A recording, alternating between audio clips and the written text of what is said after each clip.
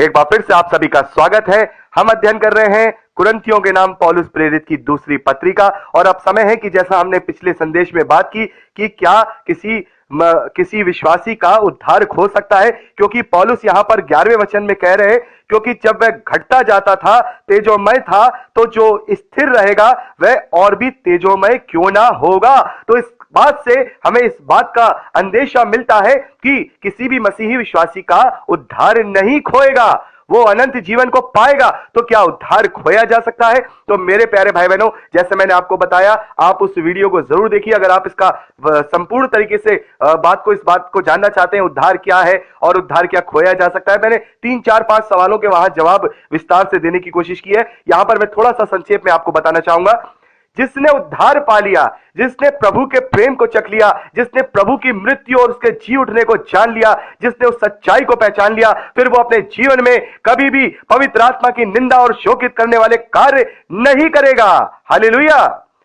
आप अपने आप से पूछ के देखिए, जब आपने मसीह को जान लिया है, पवित्र आत्मा से पी लिया है, पवित्र आत्मा में आपकी छाप लग गई है, तो क्या आप अब किसी का कत्ल करना चाहेंगे?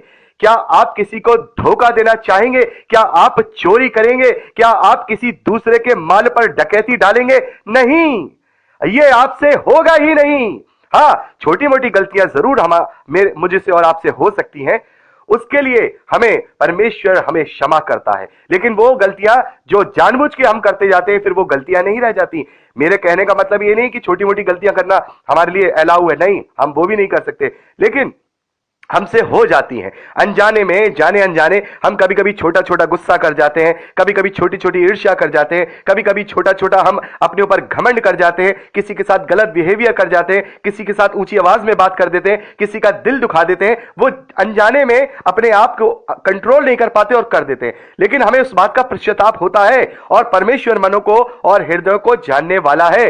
उस वक्त परमेश्वर हमसे कहता है कि ठीक है, कोई बात नहीं, तुझे अपना पश्चाताप है, तुझे अपनी गलती का एहसास है, और वो अपनी गलती को सुधारता है, उस व्यक्ति से क्षमा मांगता है या उसके प्रति अपने मन की कड़वाहट को हटा देता है। तब परमेश्वर मनों की व्याथा को जानता है, और वो हमेशा की तरह जो कि क्षमावंत परमेश्वर है, वो क्षमावंत करता है। और ये किसके कारण होता है? प्रभु पर विश्वास करने के द्वारा।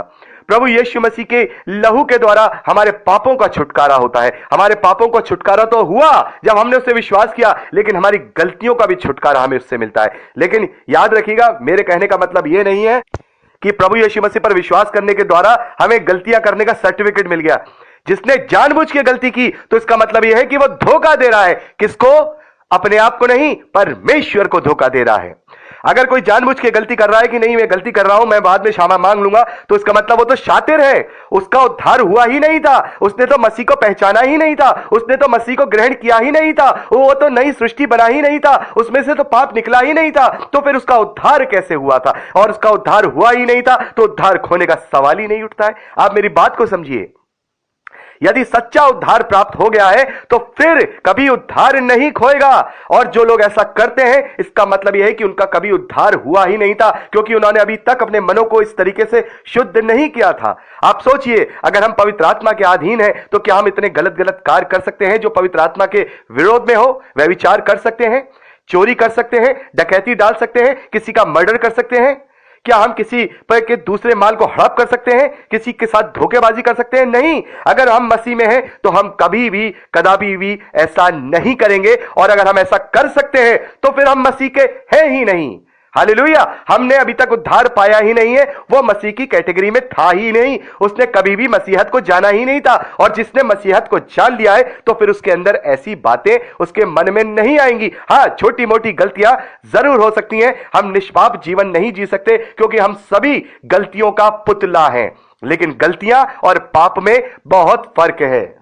मैं आपको एक वचन बताना चाहता हूं, पहला यूहन्ना और उसका 5वां अध्याय और उसके 16वें और 17वें वचन को यहां पर मैं पढ़ना चाहता हूं। यूहन्ना यह लिखते हैं, यदि कोई अपने भाई को ऐसा पाप करते देखे जिसका फल मृत्यु ना हो, तो विनती करे, और परमेश्वर उसको उनके लिए जिन्होंने ऐसा पाप किया, जिसका फल मृत्यु ना हो, जीवन देगा, यानी कि क्षमा कर देगा। पाप ऐसा भी होता है जिसका फल मृत्यु है, इसके विषय में मैं विनती करने के लिए नहीं कहता। सब प्रकार का अधर्म तो पाप है, परंतु परंतु ऐसा पाप भी है जिसका फल मृत्यु नहीं है। हालेलुया। तो इस बात को समझिए, यहां पर यूहन्ना क्या लिख रहे हैं? यूहन्ना यही लिख रहे हैं कि जो पवित्र आत्मा की निंदा करता है, पवित्र आत्मा के विरोध में जो कार्य करता है, पवित्र आत्मा को जो शोकित करता है, उसका फल मृत्यु है और उस व्यक्ति ने कभी भी उद्धार प्राप्त नहीं किया।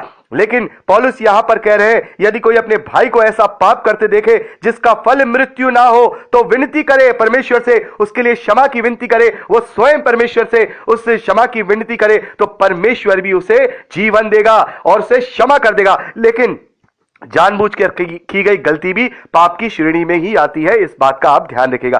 तो जो मसीही विश्वासी है, जिसने अपने आप को नई सृष्टि बना लिया, मसीही विश्वासी जिसने अपने स्वभाव को प्रभु यीशु मसीह के स्वभाव की परछाई में ढाल दिया, हम बिल्कुल डिट्टो तो प्रभु यीशु मसीह के चरित्र या उसके स्वभाव में या उसके चाल चलन में अपने आप को ढाल नहीं सकते हैं, क्योंकि वो सर्वसिद्ध है। लेकिन फिर भी अगर उसकी परछाई हमारे अंदर पाई जा रही है, तो इसका मतलब यह है कि हमने अपने आप को पवित्र आत्मा के अधीन कर दिया है, हमारे अंदर पवित्र आत्मा का फल पाया जा रहा है और हम परमेश्वर के ग्रहण योग्य बने रहे हैं।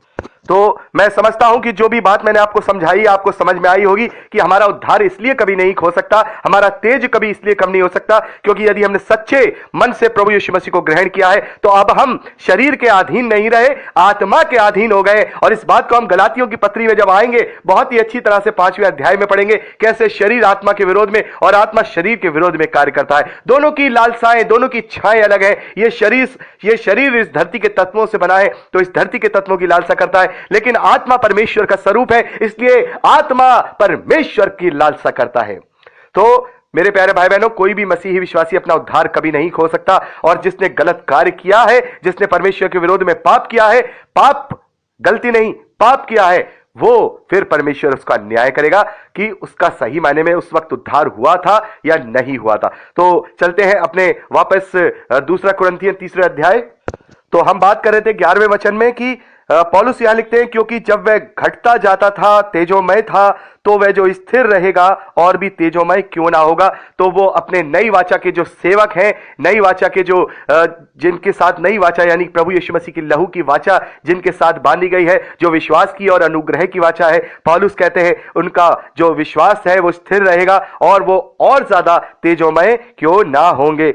12वें वचन में पौलुस लिखते हैं, इसलिए ऐसी आशा रखकर हम हियाव के साथ बोलते हैं और मूसा के समान नहीं, जिसने अपने मुंह पर पर्दा डाला था, ताकि इजरायली उस घटने वाले तेज के अंत को ना देखें।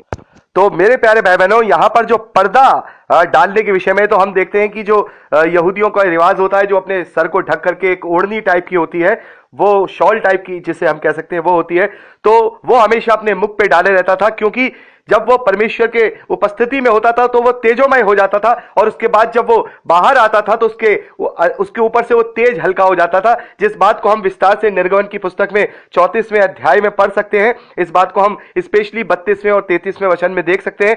तो पौलुस यहां पे कह रहे हैं कि जो मूसा है, हम मूसा और हमारा जो हियाव है, हमारा जो तेज है वो मूसा के समान नहीं, जिसने अपने मुंह पर ओढ़नी डाली ताकि इजराइल उस घटने वाले तेज के अंत को ना देखे, परंतु वह मति मंद हो गए, क्योंकि आज तक पुराना नियम पढ़ते समय उनके हृदयों पर वही पर्दा पड़ा रहता है, पर वह मसीह में उठ जाता है। हालेलुया।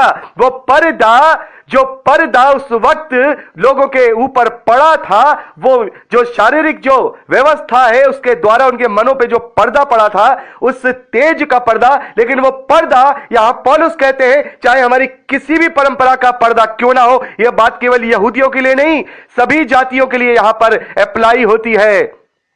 जो पर्दा हमारी आंखों पे पड़ा रहता है अपनी मान्यताओं का, यहां पे पौलुस कह रहे हैं कि मूसा ने जो वो पर्दा किया था, मूसा ने जो ओढ़नी की थी, आज भी यहूदी पुराना नियम पढ़ते समय अपनी आंखों पे वही पर्दा डाले रहते हैं, अपने आप को वो खोलते नहीं है, उन आंखों को बंद किए रहते हैं, क्योंकि वो बुद्धि से नहीं बल्कि धरती की बुद्धि से कार्य करते हैं, अपनी मान्यताओं को, अपनी परंपराओं को ऊंचा रखते हैं। ये सभी धर्म और जाति के लोगों के लिए यहां पर अप्लाई होती है कि जो बचपन में सीखा वही सत्य है, उससे पहले कहां से आया, उसके बाद कहां जाएंगे, ऐसा कुछ नहीं है। यह सवाल भी वो अपने आप से नहीं पूछते हैं कि इतने सारे धर्म इस धरती पर क्यों हैं, इनमें से कोई एक ही तो होगा जो सत्य होगा, या हो सकता है कि कोई भी ना हो। तो क्या इसकी जांच पड़ताल हम मनुष्यों को नहीं करनी चाहिए, जैसा कि प्रभु ने हमें सिखाया है?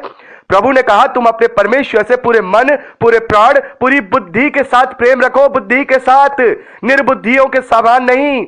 अविश्वासी मत बनो, अंधविश्वासी नहीं, विश्वासी बनो। अगर बाइबल पढ़ के तुम ये जान पाओ कि ये सच्चा वचन है तो विश्वास करो, लेकिन अंधविश्वास तुम मत करो। जो तुमने सीखा, जो परंपराएं तुमने सीखी, जो पर्दा तुम्हारे माता पिता के आंखों पे पड़ा था, वही पर्दा तुमने अपनी भी आंखों पे डाल लिया, वही पर्दा तुमने अपने हृदय पर डाल लिया और सच्चे वचन को जानना नहीं चाहा, सच्चे लोगों को उत्पीड़न किया, सच्चे परमेश्वर को भला और बुरा कहा, सच्चे वचन को जला दिया, सच्चे वचन को फाड़ के फेंक दिया। उस पर्दे के कारण कहीं ऐसा ना हो कि ये जो 60-65 का साल का जो ज्ञान लेकर के बैठे हुए हो, जब मर जाओ तो उसके बाद 100 आंसू रोना पड़े और फिर कोई तसल्ली देने वाला भी ना हो। तो केवल इस बात का जांचने में क्या हर्ज है, इस बात को जानने में क्या हर्ज है? यदि प्रभु यीशु मसीह ने हमसे कहा है कि हम बुद्धि के साथ इस वचन को ग्रहण करें, तो फिर बुद्धि को लगाने में क्या हर्ज है? मैं उन भाई बहनों से कह रहा हूं जो इस प्रकार से हम ऐसे अन्य जातियों को ये बात हम समझा सकते हैं कि अपने मनों पर इस परंपरा का पर्दा क्यों डाले हुए हो। एक बार तो अपनी बुद्धि का इस्तेमाल करो, बाकी जो तुम्हारा मन करे वो करना। एक बार तो प्रभु के वचन को जान पाओ, एक बार तो प्रभु की सच्चाइयों को जान पाओ। यहां इसकी जो चीजें ऐसी हैं जो समझ में नहीं आती, उन्हीं के पीछे क्यों पड़े हुए हो? जो समझ में आती हैं वो तो समझो। बाकी जब पवित्र आत्मा से परिपूर्ण हो जाओगे तो जो समझ में नहीं आती ना, वो भी समझ में आ जाएंगी। क्योंकि दुनियावी बुद्धि से हम पवित्र शास्त्र को नहीं समझ सकते हैं। पहले हमें जो बातें समझ में आ रही हैं वो सीखनी है, उस पर विश्वास करना है। जब हम इन बातों को सीख लेंगे तो जो बातें समझ नहीं आ रही वो पवित्र आत्मा के द्वारा हमें समझा दी जाएंगी, हमें समझ में आ जाएगी। दुनिया में सबसे बड़े जो बुद्धिमान जिसे कहें, इंटेलिजेंट लोग हैं, जो तर्की लोग हैं, तर्क विवाद करने वाले लोग हैं, वो कहां पाए जाते हैं? हमारे इंडिया में भी बहुत तर्क वितर्क करने वाले लोग हैं। बहुत सारे एथियस्ट लोग भी आजकल उठ खड़े हुए हैं जो तर्क वितर्क करते हैं, लेकिन कहां पाए जाते हैं? यूरोप या फिर अमेरिका में। यूरोप या फिर अमेरिका में। लेकिन वहां भी इतनी ज्यादा बुद्धिमानी होने के बावजूद कि वो लोग मार्स से यानी मंगल से भी आगे जा चुके हैं। उनकी टेक्नोलॉजी, उनका रहन सहन, उनका खाना पीना हम लोगों से अभी बहुत सालों आगे है, लेकिन फिर भी वहां पर लोग बाइबल जब पढ़ते हैं तो वो परमेश्वर को स्वीकार करते हैं और उसे ग्रहण करते हैं और उनका यह मानना है कि ये जो पवित्र शास्त्र है ये ही सत्य वचन है। तो इतने सारे इंटेलिजेंट लोग, क्या उन्होंने बाइबल की गहराई से जांच पड़ताल नहीं की होगी? जबकि वो छोटी छोटी चीजों पर जांच पड़ताल करते हैं, छोटी छोटी चीजों को देखते हैं। तो मेरे प्यारे भाई बहनों, उन लोगों ने तो सारी जांच पड़ताल कर ली, लेकिन हम अपने इस परंपराओं के पर्दों को आंखों पे डाले हुए हैं। मैं बाहर वालों से क्या कहूं, मैं अन्य लोगों से क्या कहूं जो मसीह को नहीं जानते? मैं अपने ही लोगों से कहना चाहता हूं जो मसीही विश्वासियों में अलग अलग कल्ट को लेकर बैठे हुए हैं, अपनी अपनी परंपराओं को अपने दांतों से दबा के बैठे हुए हैं। इन दांतों को खोल दीजिए, क्योंकि जिस प्रकार से अपनी दांत से आज अपनी परंपरा को दबा कर बैठे हुए हैं, एक दिन उसी दांत से जो परमेश्वर के विरोध में तुमने उस परंपरा को निभाए रखा है, वो दांत से तुम पीसे जाओगे।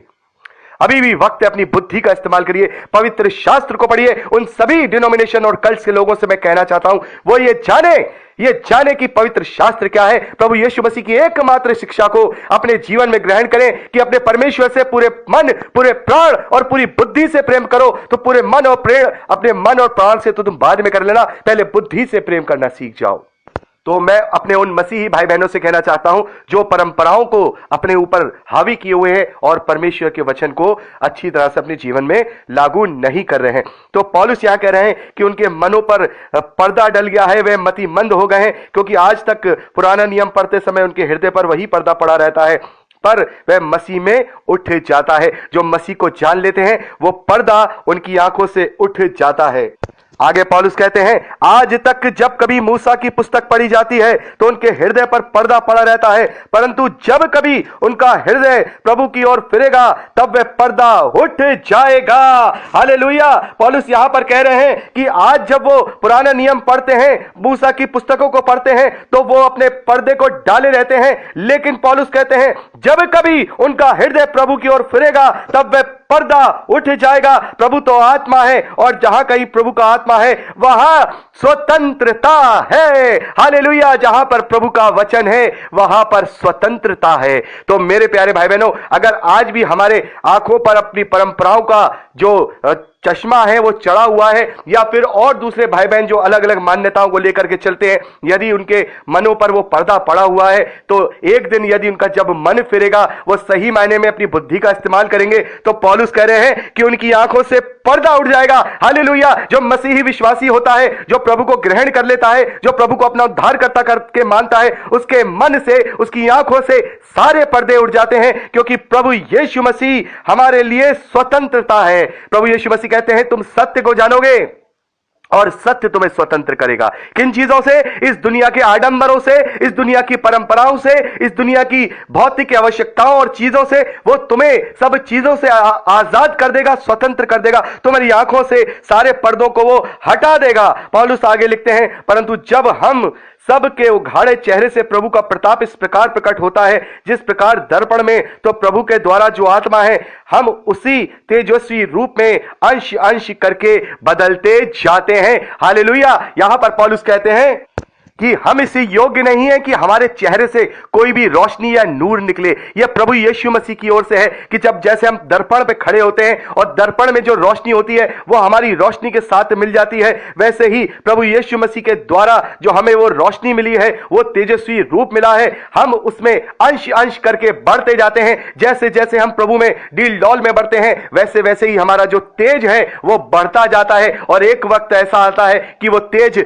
स्थिर हो जाता है और उस तेज को कोई भी कम नहीं कर पाता, क्योंकि वो अपने विश्वास के द्वारा उस तेज को प्राप्त करता है। प्रभु यीशु मसीह पर विश्वास करने के द्वारा, अनुग्रह के द्वारा उस तेज को प्राप्त करता है, और उस तेज तक, उस रोशनी तक, उस प्रकाश तक वो अंश अंश करके बदलता जाता है। तो मेरे प्यारे भाई बहनों, यहां पर मैं चाहूंगा कि अगर अगली बार जब हम चौथे अध्याय को जब शुरू करेंगे, उससे पहले मैं चाहूंगा कि 16वें वचन से लेकर 18वें वचन तक थोड़ा बहुत और मैं आपको डिस्क्राइब करूं अगली बार। तो आज मैं चाहूंगा कि मैं केवल 3 वीडियो ही, माफ कीजिएगा, 3 संदेश ही आपके लिए यहां पर लेके आया हूं, क्योंकि यहां पर तीसरा अध्याय हमने कंप्लीट कर लिया है और अब परसों हम चौथे अध्याय से शुरू करेंगे। और अभी मैं अपने सारे संदेश सुनूंगा, यदि इसमें मुझे कोई कमी लगेगी किसी भी प्रकार की, तो मैं चौथा अध्याय शुरू करने से पहले मैं परसों उन बातों के विषय में भी आपसे चर्चा करूंगा। मुझे लगता है कि मैं 14वें वचन से लेकर के 18वें वचन तक मैं कुछ और भी यहां बातें हैं जो मैं आपके साथ बताना चाहता हूं। तो आज के लिए इतना ही। प्रभु आप सबको बहुत आयत की आशीष दे, अपने वचन में बढ़ाए। खुश रहिए। Praise the Lord.